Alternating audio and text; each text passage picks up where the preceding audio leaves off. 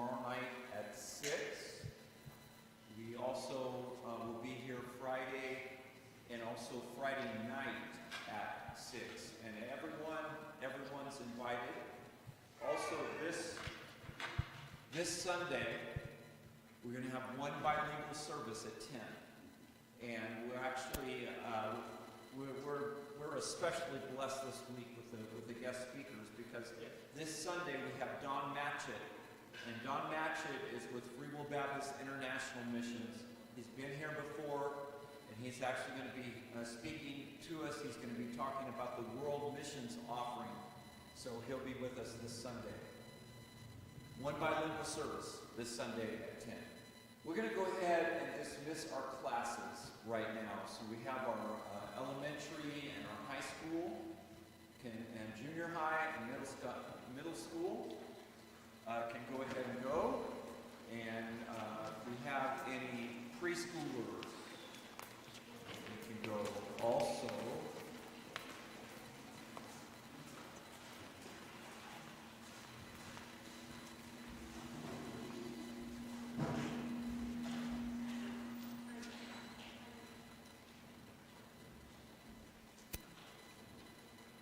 Pastor Frank is actually going to be staying with us tonight.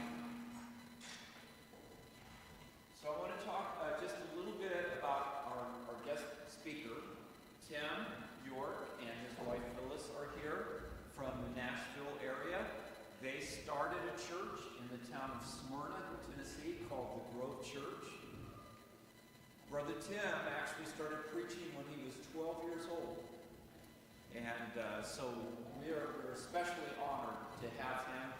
He holds a very high position in our denomination. He is our moderator, our national moderator. And if you could see him in action, trying to moderate a business meeting with about 500 or 600 pastors, if you could do that, you could do anything. And his wife Phyllis, she also works with Women Nationally Active for Christ, and in the past has worked for Masters Men. And I believe both of them are going to speak to us a little bit tonight. And so I just asked Brother Tim to just talk to us tonight because we don't know him, and he doesn't know us, and so we're gonna have a get acquainted night tonight. And so, also, by the way, they're very tired. They left their home outside of Nashville at 2 a.m. our time this morning. And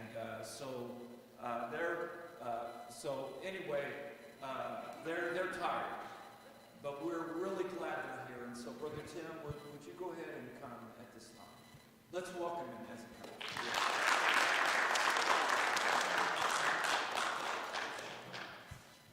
Wow, what a joy to be here. It's always good to be in California. It's been some years since I've been in California, but I sure love coming and being with you and sharing with you. I'm going to talk a little bit later, but I'm going to let Miss Phyllis come first. I got in trouble at the National this year. She gave the WAC report, and I said it's the first time the moderator ever introduced his mother. But I got in a lot of trouble on that one. But she's going to share with you about WAC. He does not need a microphone anymore. It's good to be with you. I've only been to California one time, and that was in the year 2000. And that's when the convention was held here. And I haven't been back, and I've wanted to come back so many times. But I'm so thankful that I have been able to come for the state meeting here and to share about the work with WNAC. I'm not going to give you a whole lot of information about it tonight. I'll do that more tomorrow.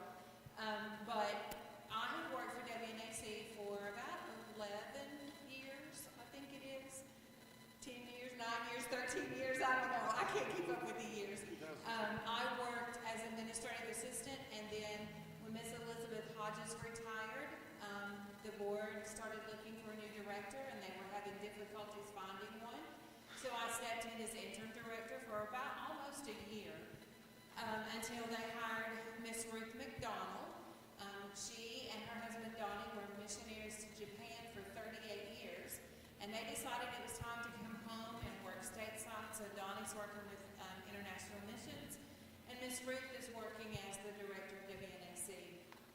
And she's doing a phenomenal job. She's got so many new ideas, and it's a fast pace all the time. But there are so many state meetings that happen at the same time that she can't make all of them. And so I volunteered to help her cover some of them, and I'm glad I got to come to California and cover this one. But it's really good to be with you.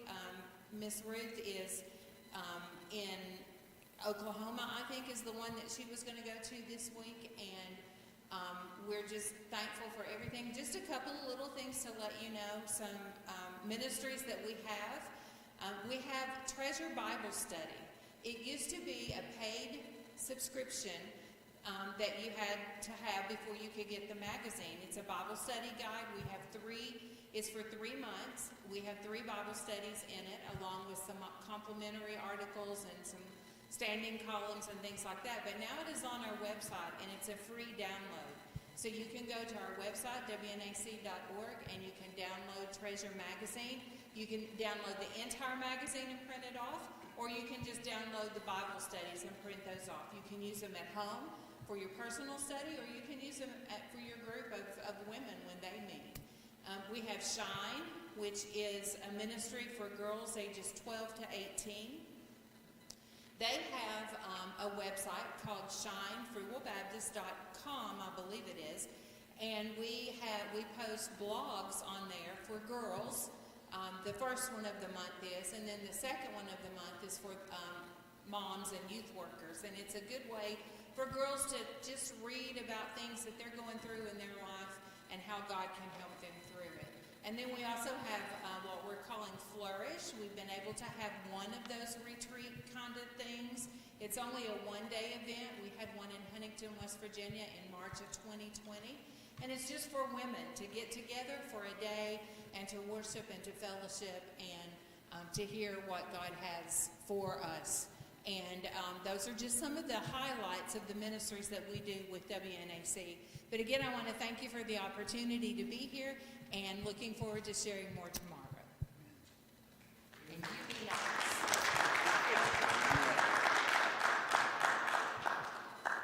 Brother Mark asked me to share with you all. I wrestled on what I should share and what I shouldn't share. So I'm going to start with my testimony. How I got to where I am is only by the grace of God. Amen. To all of us. I was born to a single mom in the hills of Kentucky in 1961. Actually, I was born in Columbus, Ohio, because my grandfather and my grandmother my grandfather was a Free Baptist pastor, and when the daughter became expectant, she was kicked out of the home, and her sister took her in. So I'm born in Columbus, Ohio. I'm not a Buckeye. I bleed blue, Kentucky blue. And about when I was probably 8, 9 months old, my grandparents brought my mom and I back to their house, and my grandfather died of cancer when I was 18 months old. So I lived with my mom and my grandmother. My grandmother was a very godly lady who loved me very dearly once I got to her house. Once the stigma was kind of dying down in a small town. You know how that works. She loved me, she cared for me, and she taught me a lot about Jesus. Every Sunday we went to church, Sunday morning, Sunday night, Wednesday night. Every time we had a prayer service, every time we had a revival, we did not miss church, because she believed if I missed church on Sunday or any other time, I had to go see our old country doctor the next day. And I hated shots. I still hate shots to this day. And he believed the penicillin shot would cure anything. And so whether he found anything or not, he gave you a penicillin shot. But at the age of 9 years old, in my mom's grocery store on a Sunday night, I'd skip church. And I was about 2 miles from the church. And I skipped church that night because I was under conviction. It was about 10 minutes till 10 on May 30th, 1971, when I gave my life to the Lord.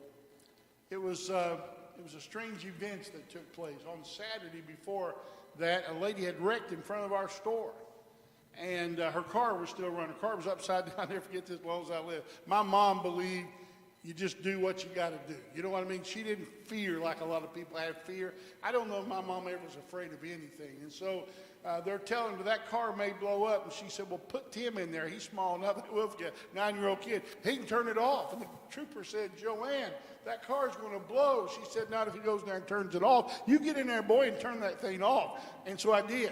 And I realized how close I come to dying. And that scared the life out of me. And so the next day, I was under conviction. That night, I got saved, about 10 minutes till 10, and called the preacher and told him that I got saved. And the Lord began to do a work in my life. I'd always known somewhere in the past that God was going to call me to preach. Somewhere there's a paper they ask, what are you going in second grade? What are you going to be when you grow up? And I put a preacher. That's all I ever knew I was going to be. Mom said, thank God you got a job where you can talk because you can't do anything else. And so, my mom had a lot of confidence in me. But anyway, Mom wasn't saved. Mom ran that grocery store 7 days a week. My mom worked hard, 16 hours a day to provide a living for our family. It was hard for her. I remember revival started. I was I was a little over probably 9.5 at that time. Revival started, and 2 weeks before the meeting, all the men of the church would meet at noon on lunch hour in that small town, and they'd pray for the revival. So I went to Miss Smith, the principal, because she could tell a radical difference from the little boy who wasn't saved and the little boy who was saved in elementary school. You know, there was no more pranks. There was no more of the things that she had really been after me about. I was on the hit list, and I knew that. And so Miss Smith, I went to her and I said, the men of church are praying. And there was only a little tunnel you had to go through to go from the school to the church in our town. And so she said, okay, you bring your lunch and you can do that. So every day I'd go pray. And I was praying for my mama to be saved. Well, the revival came, and I will forget. Little boy's faith. I wish I had that kind of faith. You know what I mean? There was no doubt God was going to save my mom that week in my heart, in my mind. And I never forget. I waited Sunday, and she didn't come. Sunday night, she didn't come. Monday, Tuesday, Wednesday. We got down to Saturday night. Did you know we used to have revival all week long? Did anybody know that? Most folks think, wow, every night. And you're expected to be there every night. And I have been in meetings where it lasted, almost 6 weeks. But that Saturday night came, and Mom didn't come. And I was convinced, even during the invitation, she was going to walk down the aisle. She was going to walk through the door. I was so convinced. When they dismissed that service, and I knew the revival was over, and my mom was not saved, I was devastated. I was laying face down in the front row of our church, weeping. And my pastor, Vernon Barker, came back, shaking hands with people, came through the crowd, and he just picked me up. And I'd often look at him and say, Brother Barker, could you pick me up now? And he said, not even a leg. But that night he took me in his office, and he showed me 1 John chapter 5. And this is the confidence that we have in him, that if we ask anything according to his will, he heareth us. And if we know that he heareth us, we have the petition that we have desired of him. I quote that to God every night from the time I was 9 till I was 18 years old, when my mom finally came to faith after Phyllis and I got married. I started preaching at the age of 12. Mom had heard me preach 3 sermons from the time I was 12 to 18. And my mom supported me. I mean, she bought me a radio program. I preached on the radio every week as a little boy. She sent me to Israel twice. I think she's trying to get rid of me there. But anyway, and 4 days before I turned 18, I married an older woman named Phyllis. I wasn't supposed to tell that part, was I, Phyllis? I messed up again. I've been doing that for 44 years. But anyway, we got married, moved off to college, and when we came back, our first revival, Mom got saved. That's a whole nother story. When I got called to preach, the first thing they took me to, I'll never forget this, was a youth conference. We'd been going to the youth conference, but that night they took me and made me the president of the youth conference. Now, we had 300 kids showing up every Friday night once a quarter. Then they took me and made me the president of the Kentucky state youth conference, and we'd have 300 or 400 kids show up on Saturday for that one once a year. And so that was kind of how I got started in all this stuff. And so I just thought everybody went to quarter meeting, thought everybody went to state meeting. I didn't know there were people who didn't go. Now that I got much broader, I realize that a lot of folks didn't go. But my preacher said we was going, so we went. And so we would go, and I learned so much. I became a part of the conference and a part of the adult conference. At 14 years old, they put me on a committee. And I was more faithful to the committee than the other people. And they licensed me to preach. And at 14 and a half, I passed all their ordination stuff. And they had some pretty strenuous stuff. I was just studying the Bible, preaching every night. God was using my life in an unusual way. And I remember they called me in, they said, Tim, we cannot ordain a 15-year-old kid. You got to be 18 and you got to be married. So I always tell Phyllis, that's why I married her 4 days before I turned 18, because I had to be ordained at 18 and I had to be married. So I had to have somebody, and so she was available. Think I'm in trouble, Frank? Keep getting It's going deeper, isn't it? It's going deeper, yeah. And so I remember being a part of the state, and when I came back home from Bible college, Kentucky said, we want you to be promotional. I was 21 years old, and I was the state executive secretary. And I served there about 11 years, and it was pretty awesome. Then I became became the assistant moderator of the National Association. A guy from California nominated me, by the way. And I became assistant moderator. Had 1 year where they didn't renominate me. And I won on the floor. And so from that point on, I was assistant moderator. Then in 2003, that's hard to believe, 20 years ago, they elected me to be the moderator of the National Association. This will be my 19th time to moderate if I live to be there in Raleigh. I've seen a lot of things change over the years. But here's what I understand, and I shared this with Brother Frank on what we just shared with the Spanish brothers. We got to be together. Our meetings are not vacations. Because long before I was a part of any of the structure, I attended those National Association and the Leadership Conference. And what it did, it helped me be able to speak into every aspect of Free Will Baptist. No matter whether it's missions, no matter whether it's the college, no matter whether it's in the foundation, I had the opportunity to not just speak, but to be a voice. And so let me encourage you. Make sure your pastor just doesn't go to the national, but attends the business meetings.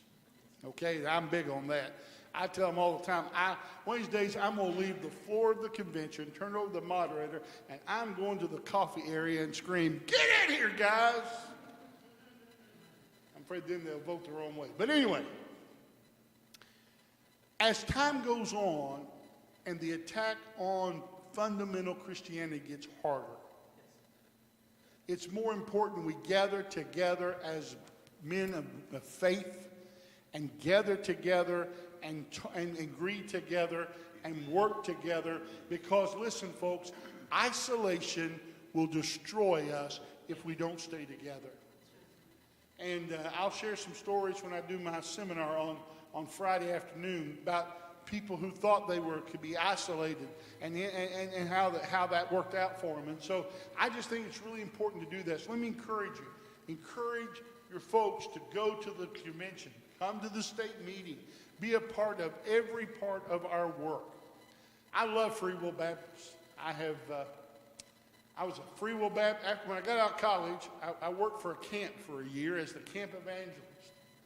And then I went into full-time evangelism on my own. For 13 years, I just preached around the world. That was some of the best days of my life. And Phil says some of the worst days of our lives, because we never got a paycheck. You know what I mean?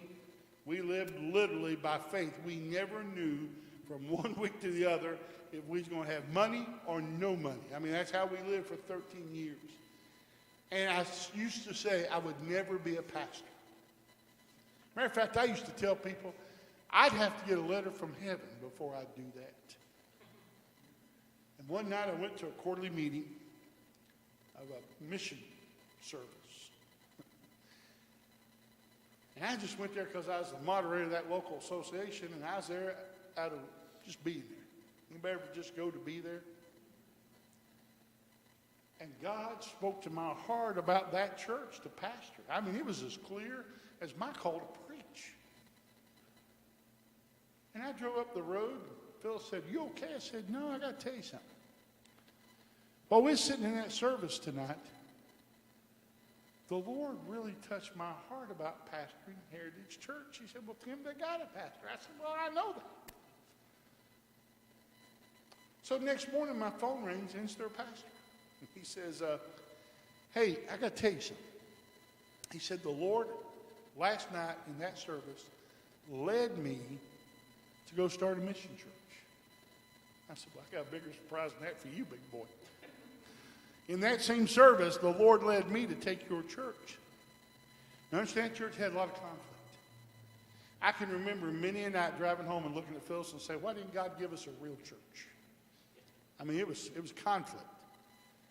I read their minutes. The first day I became their pastor, I spent a whole Monday reading their minutes, and they had fought. One of the neat things about the clerk was she put down what you said. And so I had quotes of what they'd said about each other. I mean, they didn't like each other. But you know what? Within 2 months, we had a foot washing and communion service one night that lasted till 11 o'clock. We didn't start washing feet till 10:30. They got to hugging and confessing and telling each other they're sorry. And the next Sunday, we went from having about 50 or 60 in church to over 380 people showed up because we had a big day. 6 people got saved, and the church blossomed. Then we had a music guy about 2 months later decide he's going to tear it all apart. And he got mad and left because I preached on hell, and his son felt bad. He ought to have been concerned about his son's soul far more than he was about being mad at me. But anyway, he left, and I lied to him. I said, "I'm sorry he was leaving," but I wasn't sorry he was leaving because he was an aggravating, grumpy old guy. Anybody ever deal with people like that? And when he walked out of my office, he put his finger in my face, and he said, "This church will close when I leave." The next Sunday, I kid you not, the next Sunday was Father's Day, 1992. The Methodist church behind us split. And we doubled that next Sunday. And it's never stopped saying, so many people are still in that church even today after all these many years. And we were there 13 years. I left there to go to IM. I was at IM a year, loved what I was doing, but I missed what I said I didn't miss, pastoring people. And so I took a church. That didn't end so well. We didn't agree. And so we went to a town where nobody had a Free Will Baptist Church, Smyrna, Tennessee. They tried 2 other times. And we planted there in Smyrna. And the Grove Church is not the biggest church in town by no stretch of the imagination, but I will say this, I believe we have as much influence as any church in that town.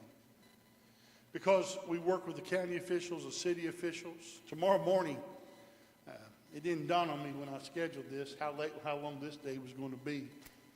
But in the morning, the hospital is going to beam me in from my hotel room.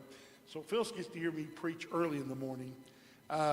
In California time, it'll be a little later over in Central time, to the entire hospital staff for the National Day of Prayer. I've done this a couple of years, and when I travel, they just let me beam in, and they put me on a big screen, makes my chin 3 times bigger than it already is, and I share with them, and it's neat to have that relationship, and to have that, I coordinate their chaplain program there at the hospital, coordinate the chaplain program for the police department in Smyrna. If you'll work, God will give you opportunities. If you get among people, God will give you opportunities. And recently at our church, exciting things, we've had a Spanish work Brother Rufo's been there with us.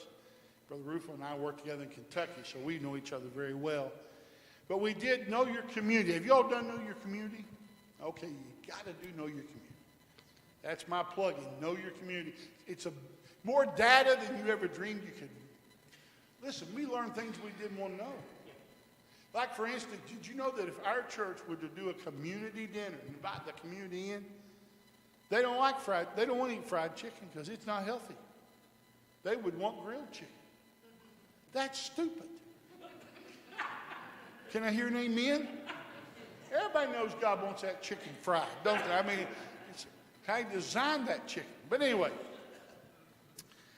we learned that one of the largest cultures in our community was Arabic speaking. We already kind of knew that because every time we had an event, Arabic people would show up, and I'd go to Rufo and I'd say, you need to go talk to them. He'd go over and come back and go, that's not Spanish. That's not Spanish, Pastor. It looked like it, but no. No. And I couldn't tell the difference. I mean, it was a different language, and I understood it. And so I was at Christmas dinner for a group I'd been working for. I do all kinds of other stuff just to, I don't like being slow or being lazy. But anyway, I'd been working with this other group on missions overseas, and a guy came in with the Christmas party, and he said, hey, I talked about you today. And I said, what about? He goes, this Arabic group needs a place to meet here in Smyrna. And I said, are you serious? He goes, yeah. I said, you won't believe this, but we have been praying ever since Know Your Community for Arabic people and how we could reach them. And so now we have this group meets on Sunday night in our church. So come to our church, it's English at 11, at 10, it's Spanish at 4, and it's Arabic at 6:30. Let me just tell you about the Arabic folks. They don't know when to go home. I mean, they do not know when to go home. And we're beginning to see God do something different at the church. ESL, we started English as a second language, and we thought we might get 4 or 5 students. We had, the high was 19, right? Came through that door, we're like, uh-oh, we don't have enough room. You all seen our building. We don't have enough room for that. And so we're working on those things. But we're thankful for what God's done. God's blessed Phyllis and I. Our oldest son, Tim, is almost 41 years old. He's a church planter in Buffalo, New York. Can you imagine living in Buffalo, New York? It's wintertime up there in the summer. I mean, it is cold all the time.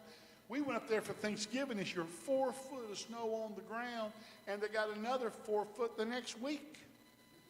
That's nuts. But anyway, he's a little short guy. Him and his wife both, we're afraid one winter there's going to come a snow and we won't find them in the spring. You know what I mean? Because it all melts away. And but they're doing wonderful. God's really blessed them. They have 3 boys, 11, 9, and 18 months. If they'd had that 18-month-old, they might not have had the other 2. And then they've got a little girl now. She is 6 months old, Miss Emily. And then our second child. Now remember, our first child is almost 41. Our second child is almost 31. And Miss Anna, she works for Brother Eddie Moody there at the national offices. And her husband, Levi, is our worship leader at our church. And they, remember, all our 4 grandbabies live 750 miles from us. But Anna had a baby in January. And little Hallie Joe, or as I call her, Hallie the Joe, lives 4 doors from us. I think she might get spoiled. And then our son Andy, Andy's 26. He married a Buffalo girl. We can't get away from Buffalo. And he's my associate at the church. He's there taking care of things while Dad travels and does what I do for our denomination. The past 2 weeks, I was sharing with them. Phyllis and I, 2 weeks ago tonight, was at a church in Mississippi. We were at the Mississippi State meeting that Thursday morning. We drove home. I flew out Friday morning in the middle of the night, and by that evening was in New Brunswick, Canada. I was at the Canadian Association Saturday and Sunday, flew home on Monday. We left on Wednesday and flew to Kansas and was in Wichita, Kansas a week ago tonight. I preached the Kansas State Association last weekend. We flew home late Saturday evening, and then we flew out here at crack of dawn this morning. Okay, before the sun wasn't up when we left Nashville.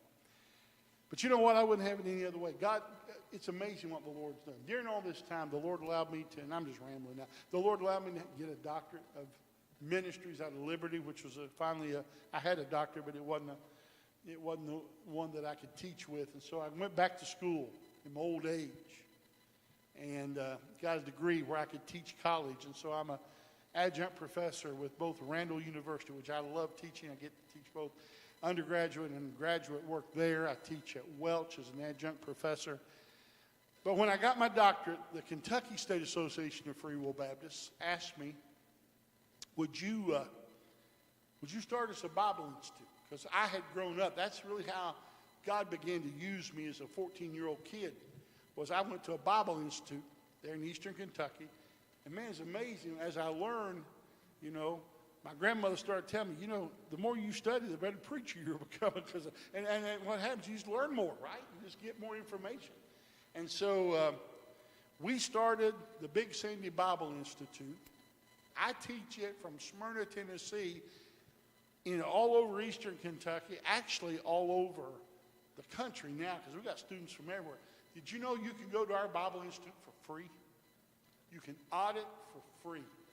Now, if you want to pay $75 a class, you'll get credit for it through the Bible Institute. The classes we teach there are joined with Welch. If you want to pay the tuition, you can get college credit for it.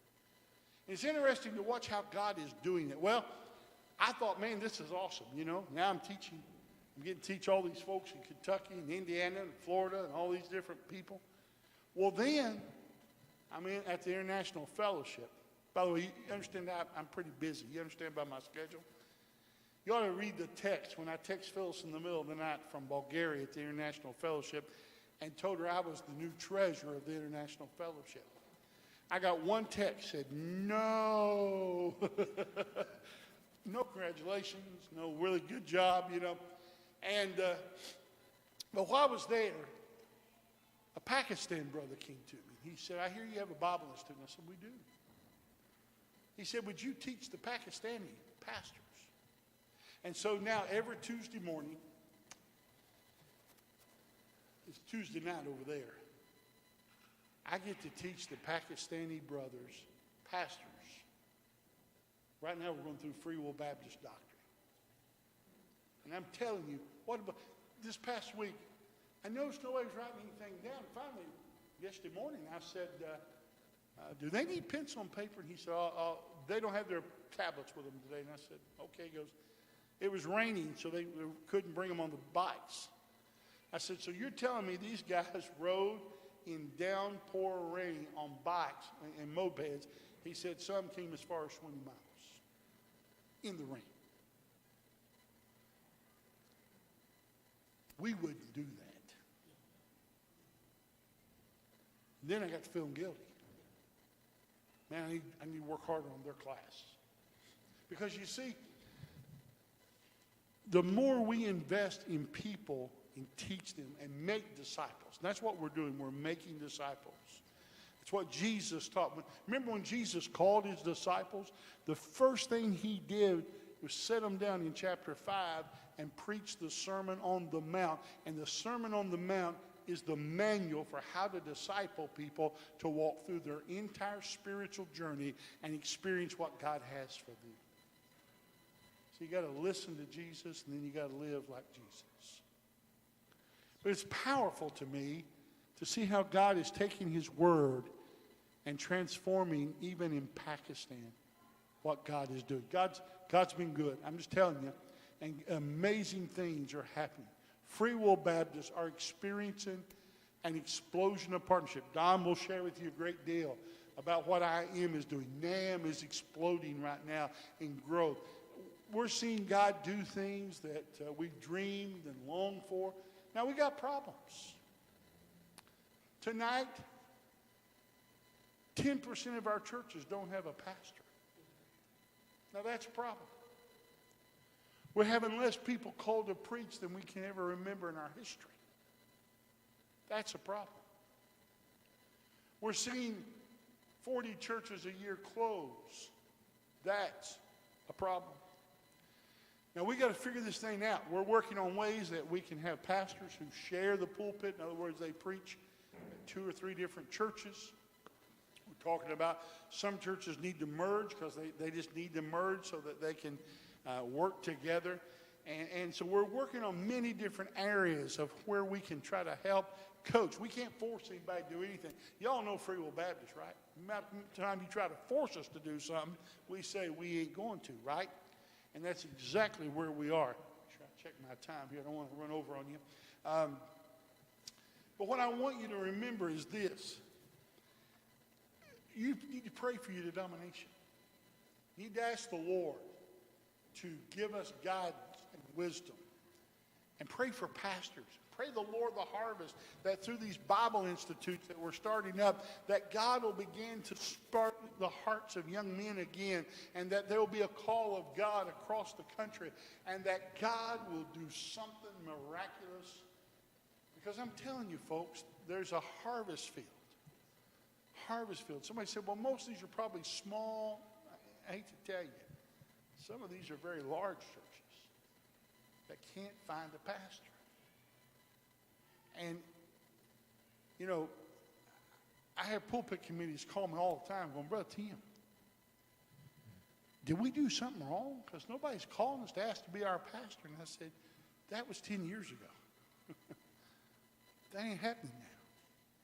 What COVID did to the church, it already started. By the way, in 2019, before COVID ever hit, we'd gone from 800 and some, almost 900 licensed preachers to under 400. That was before COVID. I have not pulled the number since. I'm almost afraid to. Because COVID just moved us 8 or 10 years down the road further, at least 7 years further than where we were already heading. And so we need to pray. Pray for God to call preachers. And for God to move on the hearts. And by the way, for our churches to raise up preachers out of their midst. And for God to begin to use that in a powerful and amazing way. I thank you for letting me come and share with you tonight. Brother Mark told me just to ramble, and that's what I did. Did I do what you want to, Brother Mark? I rambled, right? I can ramble. Amen, Phyllis? I can chase a rabbit, can't I? Sometimes I get chasing a rabbit and I even forget what I'm talking about. Anybody ever done that before? And as tired as I am tonight, that really could happen. I mean, I'm shocked I've stayed on. Have I stayed on? No, I haven't stayed on course. But anyway, we've been everywhere. But you know, the most amazing thing is to watch what God does. You know, I don't know what I thought about on the plane today. But when I was a student at Welch College, 79 through 82, if you'd have gone through the crowd and said, who's going to be the leaders of the denomination in 40 years? None of us whose names appear as officers and leaders would have even been mentioned. Now, I'm going to tell you, that saddens me in one way. Because a lot of capable people have fallen by the wayside. Because, see, I don't have to be a moderator. I want to do what I did before I was ever a moderator. I want to serve the Lord. I want to see God work. I want to see lives changed. I want to see things happen that only God can. Let me tell you a quick story, and then my watch has died from being off the hook too long. I got a call one day in Smyrna. Now, remember, I lived in Eastern Kentucky, 350 miles away. I'd moved to Smyrna, and I got a call one day at the hospital, a death call. Well, I went in the room before the family actually arrived, and I was with the body and the nurse, and we were preparing for the family to come in, and I said, when they bring them in, I will just greet them. And we'll guide them through here, and that way they can spend some time, and I'll stay here with them. The family starts through the door, And all of a sudden, a young woman starts screaming, "Oh my goodness, that's Tim York." I'm thinking, who in the world are you? You know. And so finally, in a few minutes, I realized I'd held a revival at her home church when she was a little girl. And she got saved. And she remembered that. There's a lady who studies in my Bible Institute every Monday night. Shirley walked an aisle in a church that everybody else believed nobody could get saved in because they had so much conflict. They actually went to court. They actually sued me at the end as the moderator of their local association. But Shirley got saved as a little girl, moved away, and she still remembers being a part of that service. That's what preaching is all about. That's what church is all about. Loving people, discipling people. And I give her a hard time, but I couldn't have done any of this without the Lord and a lady named Phyllis. Because she thinks she's the Holy Spirit sometimes. And she'll jerk me into line and tell me what I need to do. No, I appreciate her. She's been a faithful partner in all that we've done over these years. Father, I thank you for this church. I thank you for Pastor Mark and Pastor Frank. God, how we love those men. How thrilled we were they came and visited with us at the Grove. We were so excited to see them and share together. And Father, I pray tonight you'd bless this church, and I pray you would give this church guidance and wisdom. Bless this state meeting we're about to roll into. Help us to hear from you and experience you, and may the fellowship be sweet. In Jesus' name we pray. Amen. Thank you, Pastor Tim. I hope that you get a chance to visit a little bit with him and Miss Phyllis. They're just going to be here today, tomorrow, and a little while on Friday they'll be leaving. And just want to remind you, state meeting is tomorrow night, Friday night, bilingual service on Sunday at 10. Thank you so much for coming. You are dismissed.